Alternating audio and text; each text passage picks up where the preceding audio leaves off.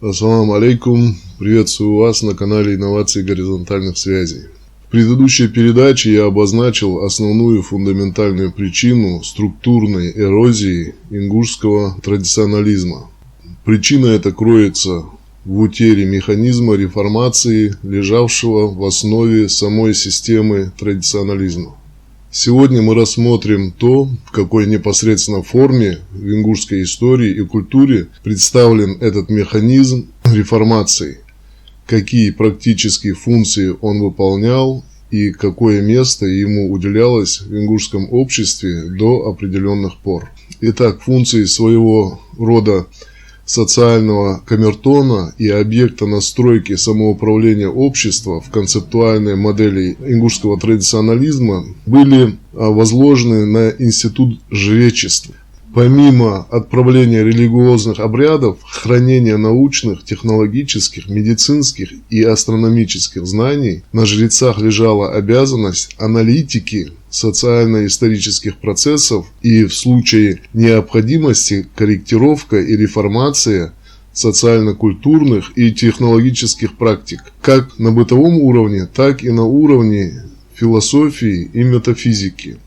Общество, осознавая необходимость данного института, выделяло необходимые ресурсы для строительства и содержания святилища, которое помимо религиозно-мистических выполняло функцию жилья и резиденции жреца. Святилище строилось на возвышенности, что способствовало повседневному наблюдению как за астрономическими процессами, протекающими в окружающей природе, так и за жизнью подопечного общества.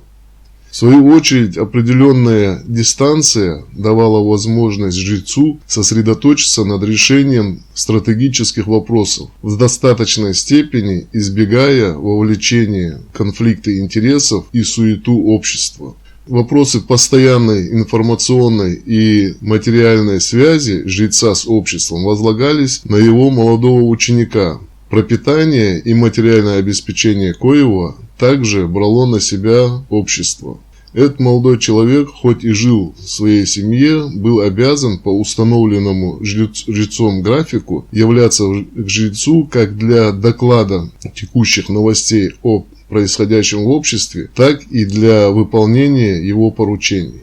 В случаях, не выходящих за рамки установившихся традиций, этот посредник передавал общине текущие рекомендации жреца. К примеру, когда следует начать сеять ту или иную сельскохозяйственную культуру, когда следует начать сбор урожая или готовиться к определенным праздникам и богослужениям. В случае же возникновения необходимости проведения каких-либо реформ или корректировок традиций, жрец поручал этому вестнику созвать всю общину для обсуждения и принятия решения по внедрению тех или иных изменений. Данный процесс, зафиксированный свидетелями в XVIII веке, описан мной в одной из предыдущих передач под названием «Бегол». Утеря описанного выше механизма коррекции и реформации традиций ингушского народа и является одной из причин их сегодняшней стагнации. Однако, в свою очередь, считать проблему разрушения этого механизма проблемой, возникшей в последние столетия, будет тоже, в свою очередь, ошибкой. Так, к примеру, в ингушских преданиях о Маго, жреце храма Мага-Ерды, жившем примерно 700 лет назад, хоть и в иносказательной форме, мы находим отчетливые свидетельства, указывающие на более древние кризисы. Предание рассказывает нам о магических атрибутах, которыми он обладал. Говорящая змея, птица, звезда, хранившиеся в сундуке мага, являлись ничем иным, как очень древними символами магических, философских, технологических и метафизических знаниях о процессах, протекающих в природе и обществе. Трагедия, в результате которой жрец мага потерял сына и эти атрибуты, с помощью которых мага, по легенде, управлял природой, скорее всего указывает на потерю преемственности в передаче этих знаний потомкам.